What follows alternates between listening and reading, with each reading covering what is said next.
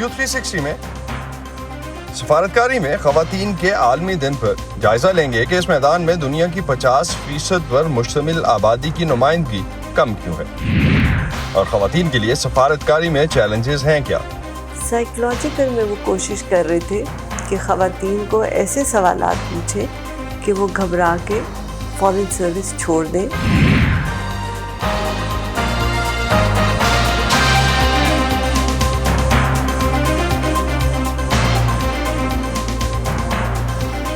Voice of America के Washington studios में आप सबको खुशामदीद। आप देख रहे हैं प्रोग्राम व्यू 360 और मैं हूं असदुल्लाह खालिद। दुनिया की तकरीबन निस्फ आबादी खवातीन पर मुश्तमिल है। जिन शोबों में अब खवातीन की बढ़ चढ़ कर हम देख रहे हैं कि हिस्सा ले रही हैं, जिन शोबों में उनमें सफारतकारी भी शामिल है। खवातीन की कायदाना सलाहियतों और महारत की वजह से दुनिया को दरपेश मसाइल के लिए तजवीज़ किए गए हल कदर की निगाह से देखे जाते हैं। अक़वाम मुत्तहिदा के एक तकाबली जायज़े से पता चलता है कि जब खवातीन काबीना और पार्लियामेंट का हिस्सा होती हैं तो वो ऐसे कवानीन और पॉलिसियाँ मंजूर करवाने में अहम किरदार अदा करती हैं जो अवाम, माहौल और समाजी हम आहंगी के लिए बेहतर होती हैं।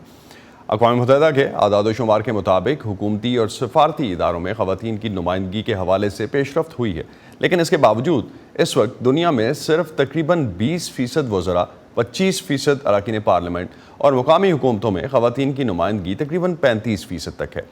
2 साल पहले आज के दिन यानी 24 जून को अक़वाम मुत्तहिदा ने डिप्लोमेसी में खवातीन का आलमी दिन मनाने का ऐलान किया था। आज के प्रोग्राम में हम सफारतकारी के मैदान में मौजूद खवातीन को खराज तहसीन पेश करेंगे और जानने की कोशिश करेंगे कि दुनिया को इस मैदान में खवातीन की नुमाइंदगी मर्दों के बराबर लाने में अभी और कितना वक्त लगेगा, और ये जायज़ा भी लेंगे कि खवातीन सफारतकारों को किन चैलेंजेस का सामना होता है। एक तवील अरसे तक खवातीन बाज़ाब्ता तौर पर सफारतकार नहीं बन सकती थीं, लेकिन अब एक वाज़ेह तब्दीली जारी है। स्वीडन की यूनिवर्सिटी ऑफ गॉथेनबर्ग की एक तहकीक के मुताबिक दुनिया में तकरीबन हर 5 में से 1 सफारतकार खातून है। 19वीं सदी में जब सफारतकारी एक बाकायदा पेशे के तौर पर सामने आई तो इसके लिए खवातीन के हवाले से जो कवानीन मुतारिफ करवाए गए उनमें खवातीन बतौर सफारतकार इसमें शामिल नहीं हो सकती थी। दूसरी जंग अज़ीम तक ज़्यादातर ममालिक में खवातीन को बाज़ाब्ता तौर पर सफारतकार बनने का हक हासिल नहीं हुआ था। हंगरी के institute for cultural relations policy की दुनिया की बेहतरीन खवातीन सफारतकारों की फहरिस्त के मुताबिक आर्मीनिया की डियाना एबगार, जो कि बाज़ाब्ता तौर पर 20वीं सदी की पहली खातून सफारतकार थीं, पहले नंबर पर हैं। डियाना एबगार ने 1915 में आर्मीनिया के लोगों की नस्लकुशी के बाद उनका केस लड़ा। हंगरी की रोसेका श्वेमर ने यूरोप में खवातीन के हकूक़ की जदोजहद की और सफारतकारी में अपना नाम बनाया। साबिक अमरीकी खातून अव्वल एलेनोर रूजवेल्ट ने इंसानी हुकूक़ की अलंबरदार के तौर पर जानी जाती हैं। उन्होंने भी इस हवाले से बहुत काम किया। पाकिस्तान की शाइस्ता सोहरवर्दी इकरामुल्लाह, जो कि पाकिस्तान की पहली खातून सफारतकार थीं, उनका नाम भी इस फहरिस्त में शामिल है। 20वीं सदी की आखिरी चंद दहाइयों के बाद दुनिया में खवातीन वज़राए ख़ारजा नजर आना शुरू हुई, जिनमें अमरीका की पहली खातून वज़ीर ख़ारजा मैडलिन अलब्राइट का नाम आता है। साबिक अमरीकी खातून अव्वल हिलरी क्लिंटन भी अमरीका की सेक्रेटरी ऑफ स्टेट रहीं। भारत की इंदिरा गांधी वज़ीर आज़म बनने से पहले वज़ीर ख़ारजा के ओहदे पर भी फाइज रहीं। भारत की सुषमा स्वराज भी वज़ीर ख़ारजा के ओहदे पर फाइज रहीं। और अगर हम पाकिस्तान की बात करते हैं तो पाकिस्तान की पहली खातून वज़ीर ख़ारजा हिना रब्बानी खर का नाम एक सामने आता है और एक काबिल सफारतकार के तौर पर जाना जाता है। दुनिया भर की तरह पाकिस्तान में भी खवातीन को सफारतकारी के मैदान में आने के लिए काफ़ी तगदो करना पड़ी है। आज हम आपको मिलवा रहे हैं नाइला चौहान से, जिन्होंने 80 की दहाई के अवाइल में जनरल ज़ियाउल हक के दौर में पाकिस्तान की फ़ॉरेन सर्विस ज्वाइन की। ये वो वक्त था जब अमूमी तौर पर सरकारी महकमों में खवातीन की शमूलियत की हौसला शिकनी की जाती थी, मगर नाइला चौहान ने इन सब मुश्किलात का मुकाबला किया और फिर एक सफारतकार के तौर पर अर्जेंटाइन, यूरुग्वे और पेरू में और ऑस्ट्रेलिया में भी पाकिस्तान की सफारतकार के तौर पर काम किया। नज़रुल इस्लाम ने उनसे मुलाकात की और उनके सफ़र के बारे में उनसे जानने की कोशिश की। मैंने अपना सफ़र 1982 में शुरू किया। मैं 1982 बैच से हूँ और ये सफ़र काफ़ी तवील था और कुछ खुशियाँ थीं, कुछ दुश्वारियाँ थीं, पर अल्हम्दुलिल्लाह गुज़र गया। मेरे ताया खुदा बख्शे हमारे पहले सफ़ीर थे बांग्लादेश के।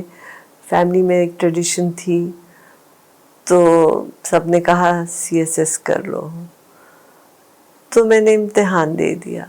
लेकिन इम्तिहान के 4 हिस्से होते हैं। एक होता है रिटन, फिर इंटरव्यू, फिर मेडिकल, फिर साइकोलॉजिकल।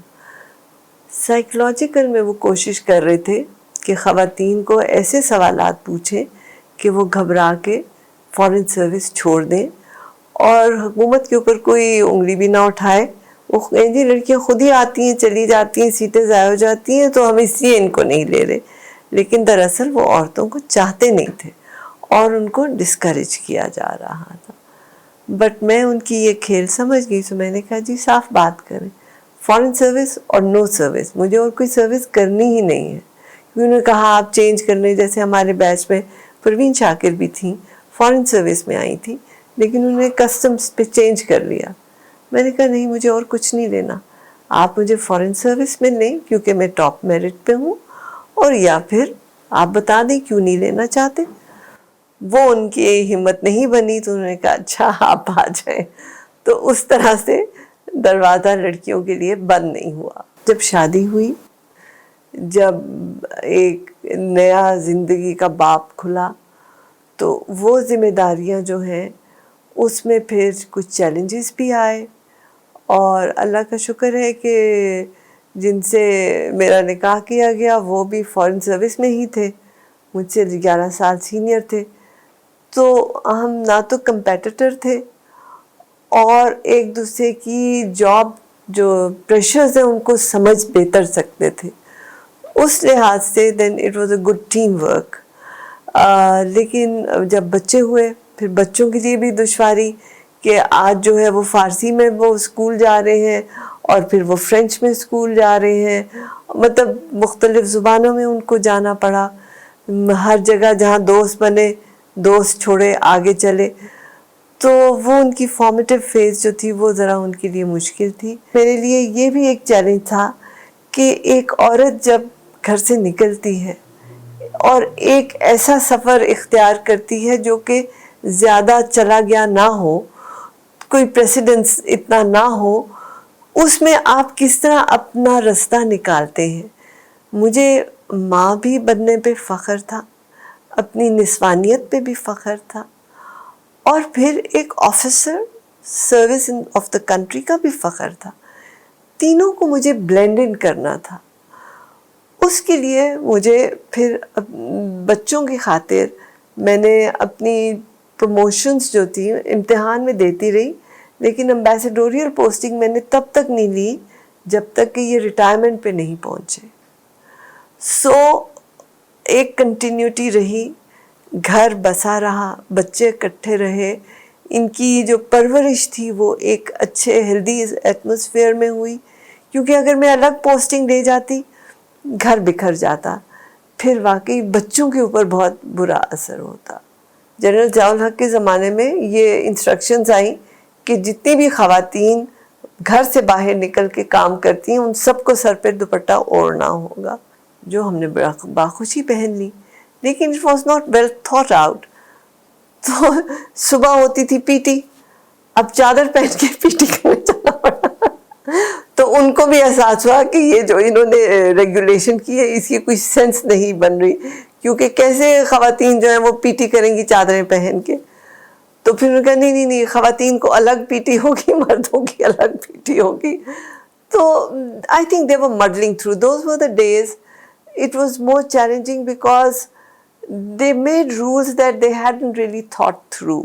جب کویت عراق وار شروع ہوئی تو کویت سے پاکستانی جو ہیں وہ فرار کر کے پاکستان جانے کی کوشش کر رہے تھے. ہم ایران میں, I was the first female diplomat to be received by the Islamic Revolution in 1989.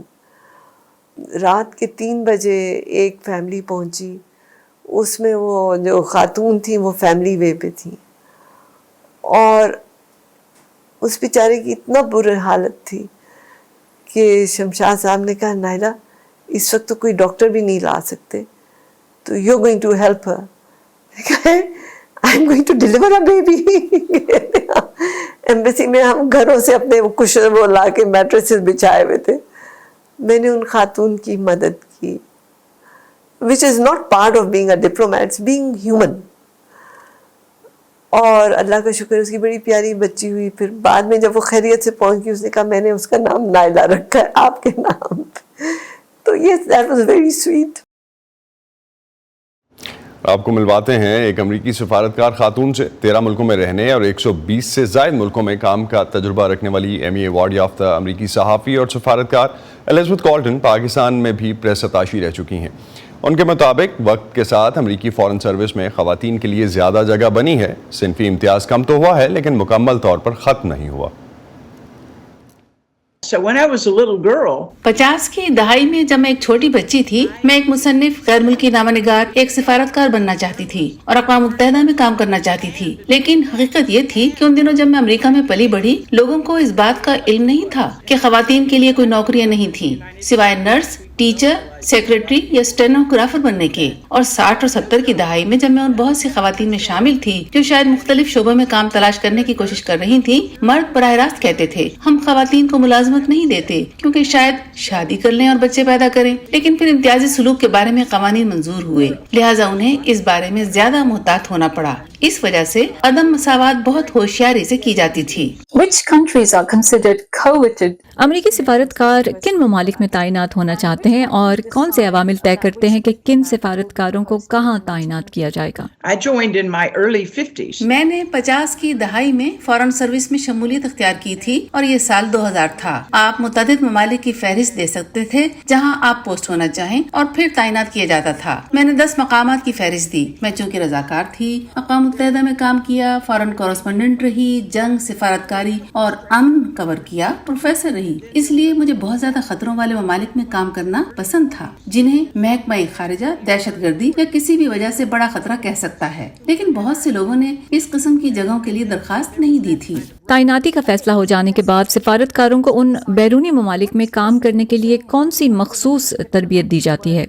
जब तक कि आपको फौरी तौर पर किसी जगह ले जाने की कोई फौरी जरूरत न हो, तब आपको फॉरेन सर्विस इंस्टीट्यूट में जबान की तरबियत और कुछ सकाफती तारीखी मुताला भी कराया जाता है। मुझे लगता है कि ये तमाम पेशगी कोर्सेज बहुत अच्छे और मददगार हैं। लेकिन जब आप वहाँ हों तो जितनी जल्दी हो सके आपको बाहर निकलकर लोगों से मिलने हर जगह जाने की जरूरत होती है। पाकिस्तान में फॉरेन सर्विस ऑफिसर के तौर पर काम करने के अपने तजर्बे के बारे में कुछ बताइए। While I was in Baghdad, जब मैं बगदाद में थी, इस्लामाबाद में अमरीकी सफीर ने खुसूसी तौर पर मुझे अपने तर्जमान के तौर पर वहाँ आने के लिए कहा। बतौर सहाफी मैं 70 और 80 की दहाइयों में कई बार पाकिस्तान गई थी और फिर एक सहाफी के तौर पर मैंने सीख लिया था कि मैं जैसे ही किसी मुल्क पहुँचती थी, मुख्तसर नोटिस पर भी जितनी जल्दी मुमकिन हो मुझे अहम लोगों से फौरी मिलना चाहिए। मैं फौरी तौर पर मकामी, बैनुल-अक़वामी प्रेस, शहरी, सिविल सोसाइटी और दीगर रहनुमाओं से मिलने निकल जाती। मैं सफीर के साथ लोगों से मुलाकात करती, इसलिए नहीं कि मुझे ऐसा करना था बल्कि इसलिए कि मुझे ये करना पसंद है। आज तक पाकिस्तान में मेरे बहुत से लोग हैं जिन्हें मैं बहुत करीबी दोस्त समझती हूँ। कुछ अमरीकी और दीगर सिफारतकार जब वो किसी मुल्क में जाते हैं तो वो सिर्फ सिफारत खाने के इहाते में रहते हैं। मेरे नजदीक ये सिफारतकार होना नहीं। मैं पेशावर, लाहौर, कोयटा, गवादर, कराची और फैसलाबाद गई और हर जगह सकाफत के बारे में ज्यादा से ज्यादा सीखा और खानों को पसंद किया। शादियों में कई लोगों के घरों में गई। इस दौरान क्या आपने कुछ उर्दू सीखी? I knew some words. मुझे कुछ अल्फाज मालूम थे लेकिन बदकिस्मती से उर्दू बोलनी नहीं सीख सकी। मैं अपनी ज्यादातर असाइनमेंट्स के लिए जबान की तरबियत हासिल करना चाहती थी, लेकिन मुझे ऐसी जगहों पर भेजा जा रहा था जहाँ उन्हें मेरी फौरी जरूरत थी। पाकिस्तान से आपकी कौन सी सबसे बेहतरीन यादें जुड़ी हैं? Eid celebrations. I have Eid की तकरीबात के दौरान न सिर्फ पाकिस्तान बल्कि उन तमाम मुसलमान ममालिक में ईद की खुशियाँ मनाने की खुशगवार यादें लौट आईं जहाँ मैंने काम किया है। खास तौर पर रमजान में अक्सर खुद रोजा रखने की कोशिश करती। मैं नहीं जानती कि मैंने ऐसा कितने उम्दा तरीके से किया, लेकिन यकीनन मुझे इफ्तार पसंद थे। मुझे सिर्फ 1 साल पाकिस्तान में रहकर फिर म्यांमार जाना था, लेकिन उन्हें पाकिस्तान में मेरी जरूरत थी। चुनाचे 1 साल के लिए वाशिंगटन वापस आई और फिर मुझे कराची में अमरीकी कौंसल खाने में प्रेस अताशी बनाकर वापस भेज दिया गया। यह कौंसल खाना सिंध और बलूचिस्तान के लिए जिम्मेदार था। उस वक्त बहुत से सिफारतकार बलूचिस्तान नहीं गए थे, लेकिन मैं गवादर गई। मुझे वाकई वहाँ वसी तजर्बा हासिल हुआ। पाकिस्तान में बाहर घूमते फिरते हुए क्या कभी आपने खुद को गैर महफूज महसूस किया?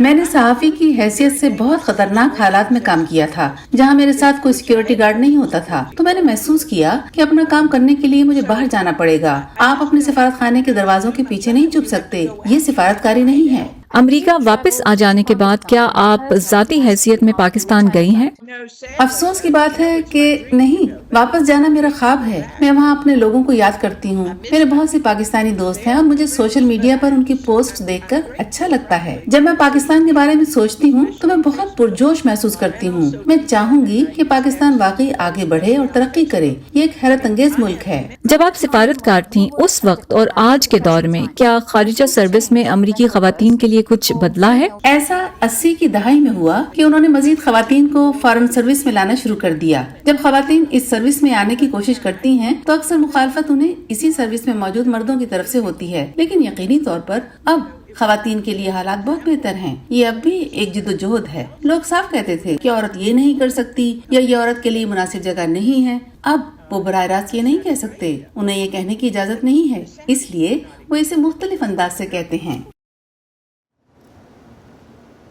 आज हमें स्टूडियोज़ में ज्वाइन किया है अमेरिका में पाकिस्तान के सफारत खाने से पाकिस्तानी काउंसलर फारिया बुगटी ने, और इस वक्त उनसे हम इस हवाले से बात करते हैं कि उनको अपने करियर में किस तरह से उन्होंने करियर शुरू किया और क्या कोई चैलेंजेस उनके लिए रहे और किस तरह से उन्होंने उनको ओवरकम किया। बहुत शुक्रिया डॉक्टर फारिया। कितना मुश्किल था आपके लिए ये करियर, फ़ॉरेन सर्विस में आना और फ़ॉरेन सर्विस में रहते हुए बाकी अगर हम यूनिट से कंपेयर करते हैं तो मर्दों के मुकाबले में आपकी तरक्की के लिए आपको लगता है कुछ चैलेंजेस रहे? Thank you ji for having me on the show. पहले तो ये कि मैं मिनिस्टर हूँ और दूसरा ये कि I think I have been one of those outliers कि मैं आपको बहुत एतमाद के साथ ये बता सकती हूँ कि मर्दों के मुकाबले में शायद फ़ॉरेन सर्विस में ख़वातीन के लिए चैलेंजेस निस्बतन कम हैं ज़्यादातर, अमूमी तौर पर अगर देखा जाए तो। जेंडर डिस्क्रिमिनेशन का कोई बहुत ज़्यादा नहीं है। बहुत अरसे से ख़वातीन जो हैं वो सफारतकार रही हैं। मैडम तमीना जंजुआ हमारी पहली फ़ीमेल फ़ॉरेन सेक्रेटरी जो हैं वो रही हैं, हालांकि बहुत सी यूरोपियन कंट्रीज़ में नहीं हैं। हमारे बहुत सारे वेस्टर्न कैपिटल्स के अंदर, बल्कि अफ्रीका में ऑल्सो ख़वातीन जो हैं वो सफारतकार, एम्बेसडर्स के लेवल तक पहुंच चुकी हैं। आई थिंक फ़ॉरेन सर्विस में एक थोड़ा सा एक अनकॉन्शियस बायस बाज़ बार हो सकता है, जहाँ पर सीनियर मैनेजमेंट को शायद ये लगे कि ख़वातीन अपनी घरेलू ज़िम्मेदारियों के साथ जो है वो चैलेंजिंग जॉब्स नहीं कर पाएंगी या टाइम ज़्यादा जो स्ट्रेनुअस जॉब्स होती हैं वो ना कर पाएँ। बाकी आई थिंक कि फ्रीक्वेंट मूवमेंट जो एक नोमैडिक लाइफस्टाइल फ़ॉरेन सर्विस का है वो मेल और फीमेल्स दोनों के लिए एक ही है, ख़वातीन के लिए शायद ज़्यादा, because they are the primary care givers at home. I think सबसे ज़्यादा जो मेक और ब्रेक चीज़ है वो आपका जिसके साथ भी आप काम कर रहे हैं वो फ़र्द है, स्पेशली आपके बॉस। और वहाँ पर चूँकि मर्द हजरात अभी भी मेजॉरिटी में हैं तो इस वजह से अगर वो एक इनेबलिंग फैसिलिटेटिव एनवायरनमेंट आपको देते हैं, if they treat you like any other officer, I think the team work superbly. तो आपको किसी तफरीक का सामना नहीं करना पड़ा मर्दों के मुकाबले में? इनफैक्ट आपको बेनिफिट मिला? मैं कहूँगी कि फ़ॉरेन ऑफिस बहुत ज़्यादा अंडरस्टैंडिंग है, बल्कि और बहुत से टाइम ख़वातीन को ख़ास तौर पे उनकी जो पर्सनल कमिटमेंट्स होती हैं बच्चों से लेकर स्पाउसेस तक, उनको अकोमोडेट करने की कोशिश की जाती है। तो कोई आपको बीइंग फीमेल आपकी प्रोफेशनल लाइफ का चैलेंज क्या रहा सबसे बड़ा? देखें जी, मैं डिप्लोमेसी में मैं आई थी मेडिसिन के बाद, और मेडिसिन में थर्ड ईयर से आपको ये बताया जाता है कि you are gender blind, patient है और डॉक्टर है। So diplomacy for me I would say has been, अल्लाह का शुक्र है, it's been a pretty smooth ride. मैंने जिनीवा में यूएन में काम किया, मैंने अभी इंडिया पे काम किया। सो आई डोंट थिंक कि पर्सनल लेवल पर मैंने कोई बहुत चैलेंज फेस किया। तो ग्रोथ आपको लगता है आपके पास भी इक्वल चांसेस हैं ग्रो करने के, और पोस्टिंग्स की जब बात आती है तो उसमें किसी किस्म के कुछ चैलेंजेस होते हैं?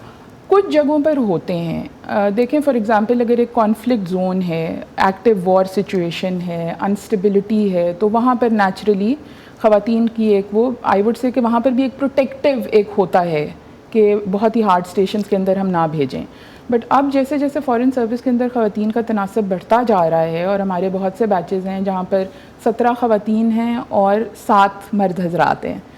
तो ये जो 50% वाला एलिमेंट है वो हम बहुत जल्द हम लेंगे, होने लगा है ये बहुत जल्द। एम्बेसडर फौजिया नसरीन हमें ज्वाइन कर रही हैं, उनको भी शामिल करते हैं प्रोग्राम में। बहुत शुक्रिया एम्बेसडर आपका हमें वक्त देने का।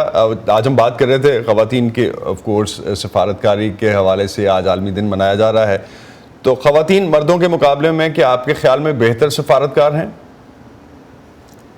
جی شکریہ عمران صاحب، آپ نے مجھے اپنے پروگرام میں لیا. آپ کا سوال جو ہے وہ بڑا ایک طرح سے کہنا چاہیے سرکمسٹانسز پہ ڈپینڈ کرتا ہے. میرا خیال ہے کہ خواتین جو فیمیل ڈپلومیٹس رہی ہیں پاکستان کی فارن سروس میں، انہوں نے بہت چیلنجنگ سچویشنز کو فیس کیا ہے. اب وہ زمانہ نہیں رہا جس میں آپ کہہ سکتے ہیں کہ یہ جو ہے کرائسس زون ایریا ہے یا یہاں پہ جو ہے ڈیفیکلٹیز ہے.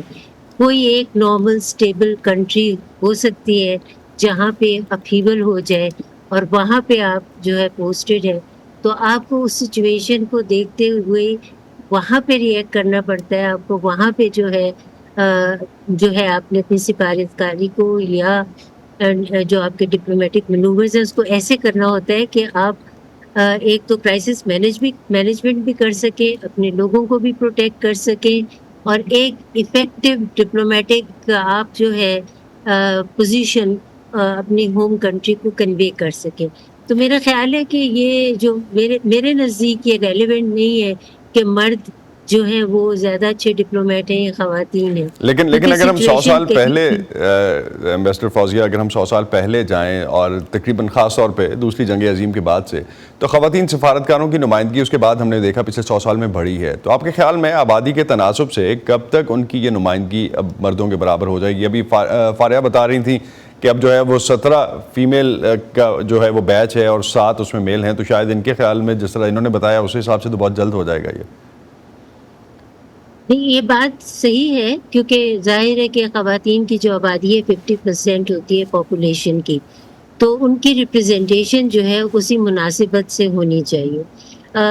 میرا خیال ہے کہ ٹھیک ہے یہ چوائس انڈیویجول کی بھی ہوتی ہے. ابھی مطلب کوئی آپ کو جو ہے اپرچونٹی پرووائڈ کرنی چاہیے خواتین کو یا جو بھی لڑکیاں جو جوائن کرنا چاہتی ہیں فارن سروس کو، ان کو اپرچونٹی پرووائڈ کرنی چاہیے. مگر یہ کہ چوائس جو ہے انہی کی ہونی چاہیے کہ انہوں نے ڈپلومیٹک سروس جوائن کرنی ہے یا کوئی اور سروس جہاں وہ سمجھتی ہیں. ایک چیز لاسٹ پہ ایمبیسڈر فوزیہ ایک چیز جاننا چاہوں گا میں، خواتین سفارتکار کے طور پہ کیا ایسے چیلنجز تھے جن کا آپ کو سامنا کرنا پڑا اپنے ملازمت کے دور میں جو ایک مرد سفارتکار کو نہ کرنا پڑتا؟ دیکھیے میری سب سے پہلی جو پوسٹنگ تھی وہ ایران کی تھی، صحیح ہے. اور اس وقت جو ہے ایران جب میں گئی ہوں 77 کی بات ہے، اسٹیبل تھا. مطلب وہاں پہ جو رضا شاہ پہلوی کی حکومت مطلب وہ ناک تھے وہاں پہ، اور حکومت جو تھی کافی جو ہے کیا کہتے ہیں ایک طرح سے 77 میں اسٹیبل سمجھا جاتا تھا ایران. مگر میرے وہاں پوسٹنگ کے ہی دوران 78 میں جو ہے آپ کو پتہ ہے کہ ریولیوشن شروع ہو گئی. 79 میں ریولیوشن جو ہے فل اس کے اوپر تھی، گورنمنٹ چینج ہو گئی، سسٹم چینج ہو گیا. That was the challenging time of your career. Ambassador وقت کی کمی میں یہاں پہ آپ کو روکنا چاہوں گا. بہت شکریہ آپ کا جوائن کریں گا. ڈاکٹر فاریہ کلوزنگ پہ سماجی اور معاشرتی سوچ یا رویے آپ کے خیال میں کس حد تک رول پلے کر رہے ہیں خواتین کے کردار میں اوور آل، اگر ہم پروفیشنل لائف کی بات کرتے ہیں تو؟ میرا خیال ہے جی کہ that is the primary deal breaker basically. مرد ابھی بھی میجورٹی میں ہیں. جینڈر نیوٹرل ہونے تک ہمیں مطلب بہت ٹائم لگے گا جینڈر ایکوٹی کے لیے ہمیں ابھی بھی، کیونکہ جونیئر لیول پر تو جیسے میں نے کہا کہ آ رہے ہیں لوگ، ابھی خواتین آ رہی ہیں. تو یہ ریفلیکٹ آپ کے خیال میں اگلے 10-20 سال میں کریں گی؟ آئی تھنک کہ خواتین جو ہیں وہ اب انکریزنگلی بہتر پرفارم کر رہی ہیں، مگر سوسائٹل سپورٹ کے بغیر جو ہے وہ آئسولیشن میں کچھ نہیں ہو سکتا. سو جتنی سوسائٹی سپورٹ کرے گی، جتنی ان کو گھر پر گھر سے باہر اپنے میل کولیگس کی سپورٹ ہوگی، اتنا ہی زیادہ جو ہے وہ آگے پروگریس کر سکتے ہیں. خواتین بہتر سفارتکار ہیں یا مرد؟ آئی تھنک انڈیویجول پہ ڈپینڈ کرتا ہے، جینڈر شوڈ بی ایریلیونٹ. جی بہت بہت شکریہ ڈاکٹر فاریہ، آپ ہمارے ساتھ تھیں. ڈاکٹر فاریہ ناظرین ہمارے ساتھ تھیں، اور آج ہم خواتین کا جو عالمی دن ہے ڈپلومیسی کے حوالے سے اس پہ بات کر رہے تھے. اسی پہ ختم کرتے ہیں آج کا View 360. Stay safe. Asad Ullah Khalid کو اجازت دیجیے. خدا حافظ.